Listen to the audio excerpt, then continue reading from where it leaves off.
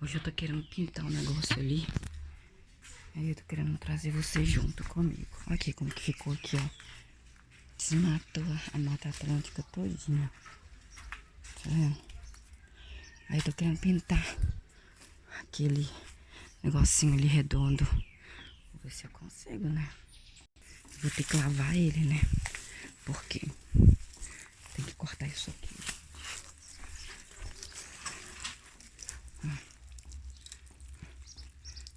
Tirar a sujeira.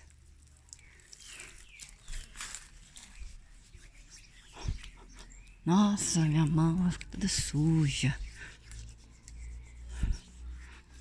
Tá vendo? É sujeira mesmo. Tinha que trago um negócio, uma esponja pra mim limpar. Do outro lado vai dar. De novo. De novo.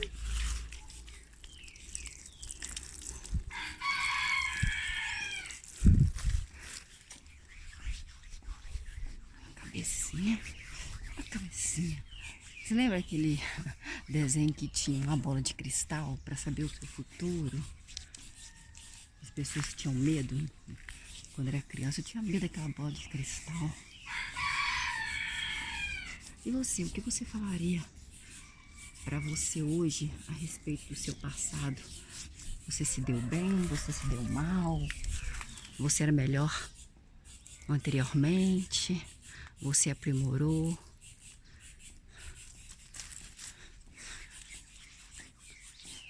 Olha a camisinha do Zé. Será que ele é?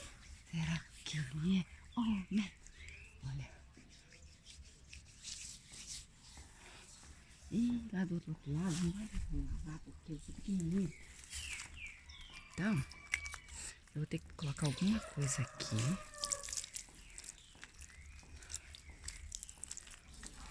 Vamos ver o que eu vou fazer aqui, gente.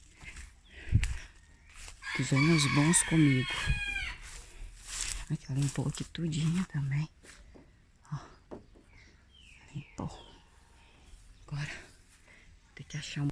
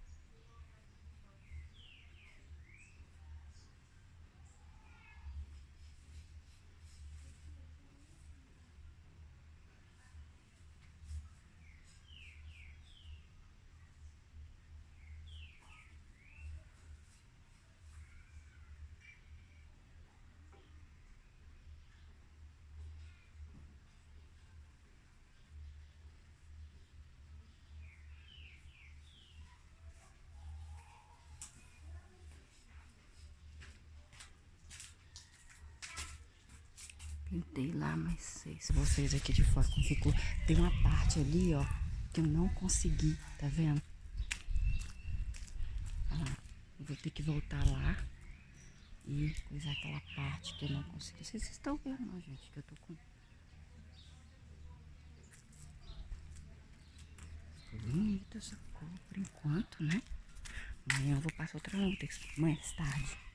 Mais tarde, eu vou esperar, né? Mais tarde eu passo.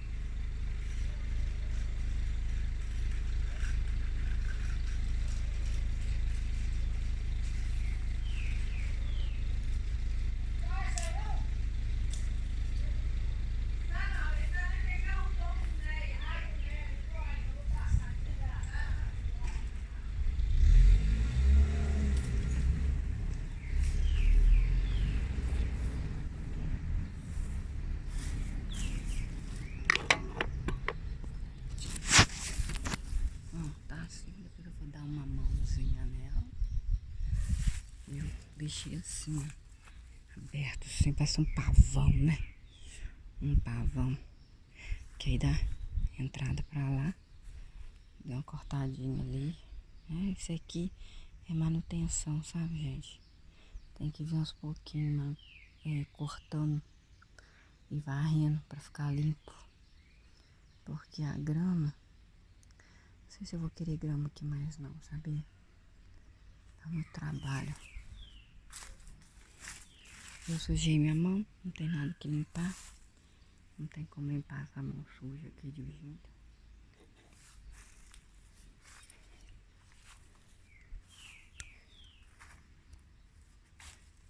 Eu gosto demais de pimenta, sabe? Aí nós compramos pimenta.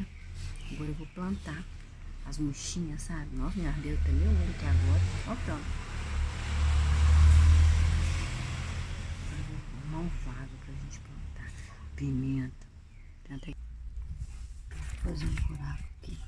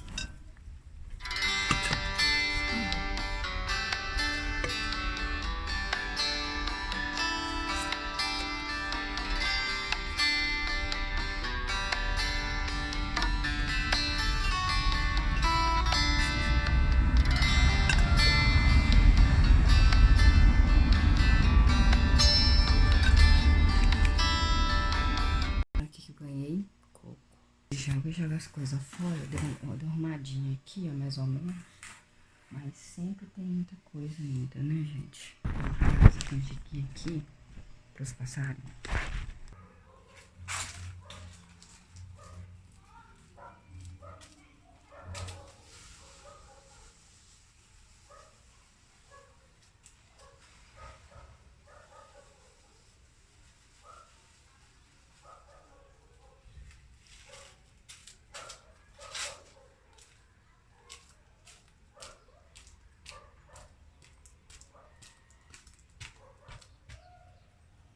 Com a barriga, ela queria continuar com ele. De acordo com a filha de James, nessa época ele era um ótimo pai, carinhoso, atencioso, amoroso. Só que conforme o tempo foi passando, ele meio que começou a mudar. James se tornou uma pessoa antissocial, ele já não tinha mais paciência para lidar com a filha, juntando todos os problemas do casamento, mais isso que estava acontecendo. Lynn decidiu que para ela já não dava mais. Ela decidiu que o melhor seria pedir a separação. E por isso, em 1977, ela deu entrada no divórcio. Em 1978, uma mulher entrou na vida de James. Só que antes de me aprofundar nesse assunto, eu vou contar um pouco sobre ela para vocês. O nome dessa mulher é Susan. Ela também morava na Arizona, era casada, tinha 2 filhos.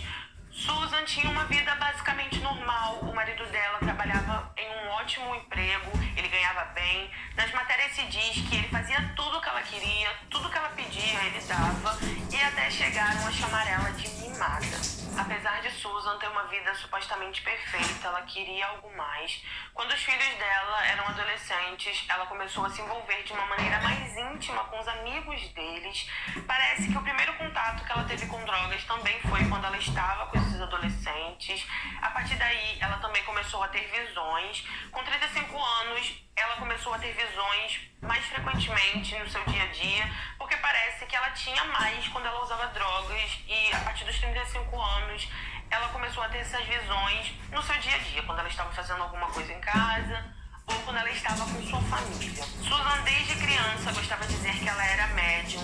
Ela acreditava fortemente no mundo sobrenatural, em coisas místicas. Então, a partir daí, ela começou a se envolver mais nesse mundo. Mas o marido dela não gostou da pessoa que ela estava se tornando. Ele já estava desconfiado das traições dela, ele acabou descobrindo muita coisa, e por causa das traições e das drogas, ele decidiu que não queria mais ela e pediu o divórcio. Susan então saiu de casa.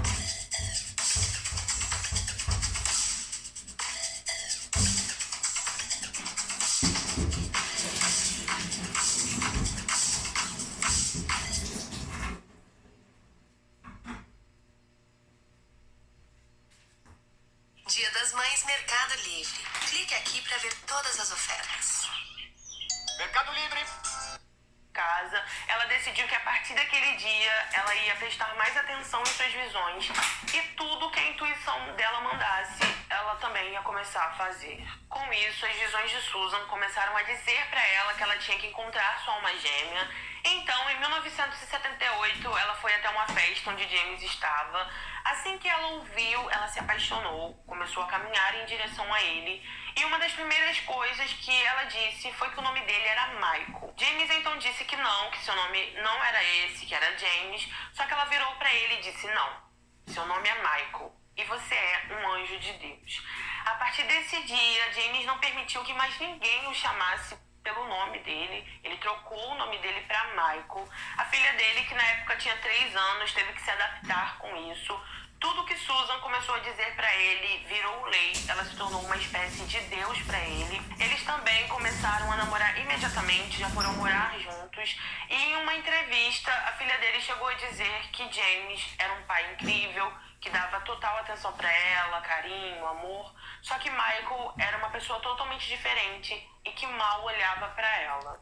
A partir de agora eu vou começar a chamar James de Michael, já que ele mudou o seu nome. E eu estou avisando para que vocês não fiquem confusos com essa parte da história, tá bom? Como eu falei pra vocês, Michael e Susan logo foram morar juntos. Como ele tinha a guarda da filha compartilhada com a ex-esposa, a menina frequentava a casa do casal praticamente todo final de semana. Ela ia pra casa deles. Lá nessa casa não tinham móveis, só tinha uma cama no quarto do casal, e eles não se preocupavam com comida. Quando a filha filha de Michael estava na casa, era como se ela não estivesse. Eles faziam a mesma coisa todos os dias, que era dormir o dia todo ou usar drogas. E por várias vezes a menina tinha que ir até a geladeira, abrir para ver se tinha alguma coisa, abrir os armários também. Só que nunca tinha nada. Fora que Susan não tinha paciência com ela realmente não gostava da filha de Michael. E por diversas vezes ela também chegou até a agredir. Certo dia, Jen, a filha de Michael, já estava farta de tudo aquilo. Ela foi até sua mãe, contou o que estava acontecendo na casa. Ela disse que em um certo dia ela pediu para Susan coçar suas costas. Susan foi até ela, coçou, só que ela usou uma força desnecessária para fazer isso. Quando Lynn olhou para as costas de Jen, ela disse para a filha que ela não ia mais ter que passar por isso, cortou todo o contato que tinha com Michael e decidiu mudar de cidade para que ele não se aproximasse delas novamente. Michael e Susan começaram a viajar por vários países. Eles foram para Israel, França, fizeram praticamente um tour pela Europa, ficavam procurando pessoas que tinham o mesmo estilo de vida que eles, ou o mesmo pensamento que eles. Por causa das visões de Susan, ela falou que queria criar uma nova religião, falou que as visões dela estavam mandando ela fazer isso. Então eles criaram, eles se consideravam místicos cristãos, começaram a morar em florestas, só se alimentavam de frutas, até que em certo momento eles decidiram que eles eram muçulmanos vegetarianos e os preceitos da religião que ela criou se baseavam basicamente no Antigo Testamento e no Alcorão. Em 1980, eles decidiram que era hora de voltar para os Estados Unidos, se mudaram para São Francisco, mudaram o sobrenome deles para Beer. A partir daí, eles começaram a se chamar Michael e Susan Beer. E eles fizeram isso porque em um certo país eles chegaram a se casar. Não foi nada oficial, parece que a cerimônia foi em uma floresta. Mesmo interesse que eles. Em 1981, eles foram até uma festa onde a maioria das pessoas não deram confiança para eles, porque os consideraram excêntricos. Porém, no meio daquilo tudo, existia uma mulher que se chamava Karen. Ela tinha 23 anos. E ao conversar com Michael e Susan, ela achou os dois fascinantes. Após uma longa conversa, ela decidiu que queria entrar nessa religião. Convidou os dois para morarem na casa dela. Eles aceitaram. E a partir daí, Karen virou uma espécie de discípula. A casa dela virou um point de festas e drogas. E quando eles não estavam na casa dela, eles estavam viajando por outras cidades para procurar outras pessoas. Conforme as semanas se passaram, Susan começou a cismar com Karen. Ela disse para Michael que em todo aquele tempo que eles estavam juntos, Karen estava mentindo para eles, só estava querendo descobrir o segredo dos dois e que na verdade ela era uma bruxa. Ela disse para ele que eles precisavam fazer alguma coisa e a partir daquele dia eles começaram a planejar algo em suas mentes. Em maio de 1981, a polícia foi chamada até a casa de Karen. Assim que eles chegaram ali, eles chamaram por ela, ela não atendeu.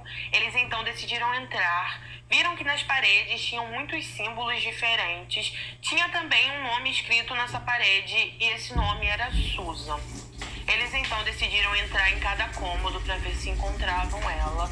Assim que eles chegaram no porão, eles encontraram Karen sem vida, a levaram para análise. E assim que ela chegou ali, logo se constatou que ela perdeu sua vida porque recebeu golpes de uma frigideira e de uma faca e que esse objeto foi utilizado cerca de 13 vezes.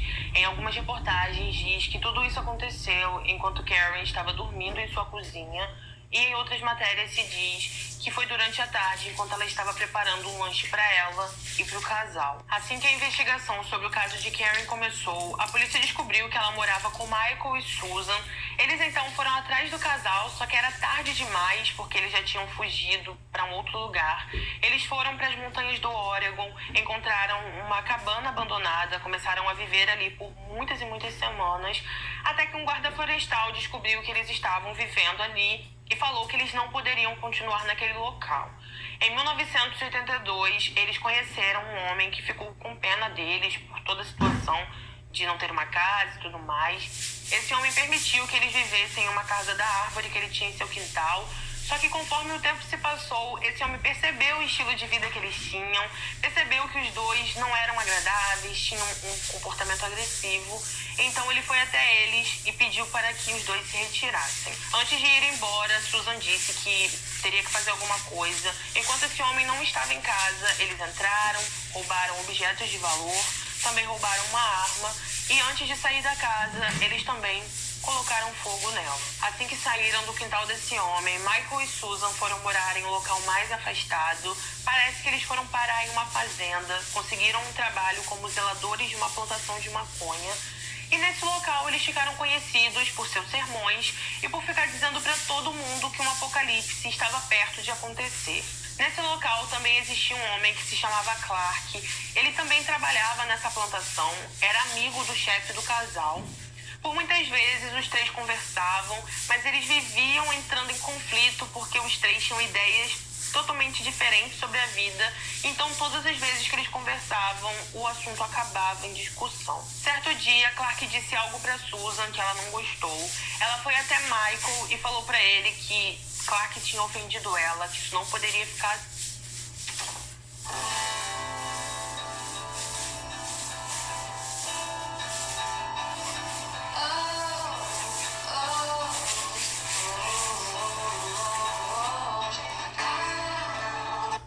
assim. Ela pediu que o marido fizesse alguma coisa e então por isso, em maio de 1982, Michael foi até Clark e assim que se aproximou dele, ele decidiu atirar. Após tirar sua vida, ele o levou para uma floresta, colocou o esterco de galinha em cima para que as pessoas não o encontrassem. E depois de umas semanas, todo mundo começou a sentir falta de Clark, chamaram a polícia, todo mundo começou a procurar por ele. E então, aparentemente, após 2 semanas, eles o encontraram. Só que quando eles descobriram que Michael e Susan estavam envolvidos em tudo aquilo, eles mais uma vez não estavam no local e conseguiram fugir. Em novembro de 1982, uma pessoa que conhecia Michael o reconheceu nas ruas de Los Angeles pedindo carona. Essa pessoa decidiu ligar para a polícia, informou a situação. Os policiais foram até o local, levaram ele. Porém, por causa de um erro, ele acabou sendo liberado. E quando os investigadores perceberam o erro que tinham cometido, eles foram atrás de Michael novamente, mas ele já tinha desaparecido. Em janeiro de 1983, Michael e Susan estavam pedindo carona em uma rodovia. Um homem chamado John decidiu parar seu caminhão porque ele ficou com pena de ver os dois ali caminhando sozinhos.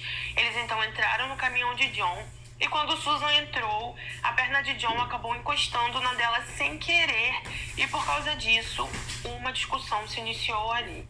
Enquanto John dirigia, os três começaram a brigar. Em determinado momento, John desceu do caminhão, começou a se afastar de Michael e Susan. Eles também desceram, foram atrás de John, até o momento que Michael decidiu pegar sua arma e atirou nele. Depois de tirar a vida de John, eles voltaram para o caminhão, começaram a dirigir. Como muitas pessoas estavam passando por aquela estrada, eles viram o que aconteceu, informaram a polícia. Então, eles começaram a ir atrás do caminhão de John e, felizmente, eles conseguiram alcançar o casal. Michael e Susan então foram presos. Assim que eles foram interrogados, eles disseram que sim, eram os responsáveis por tudo o que aconteceu com Karen, Clark e John. Só que eles falaram que eles não iam confessar para os investigadores, que eles queriam uma coletiva de imprensa e por isso essa coletiva foi formada. Os jornalistas perguntaram para eles sobre Karen. O casal falou que ela tinha feito uma falsa conversão para a religião deles. Susan também falou que ela estava sugando sua saúde, sua beleza e disse que ela também era uma bruxa. Em algumas reportagens se diz que na verdade Susan tinha inveja e ciúmes de Karen. E em outras reportagens se diz que o casal tinha convidado ela para participar do relacionamento. Só que Karen não aceitou. Quando foram questionados sobre Clark, Susan disse que ele tinha supostamente abusado dela e por isso eles tinham tomado aquela decisão. Eles falaram a mesma coisa sobre... Gente, eu vou parar por aqui porque eu tenho que tomar um banho, tenho que acordar a mãe e fazer um almoço para almoçar. Até a próxima. Até a próxima. Aqui a mãe ainda continua sujo. Olha isso aqui, gente, de tinta. Que eu faço, não. Bom dia, bom dia. Olha minhas unhas, acabaram-se. Tem que fazer de novo. Dona de casa é assim mesmo, né?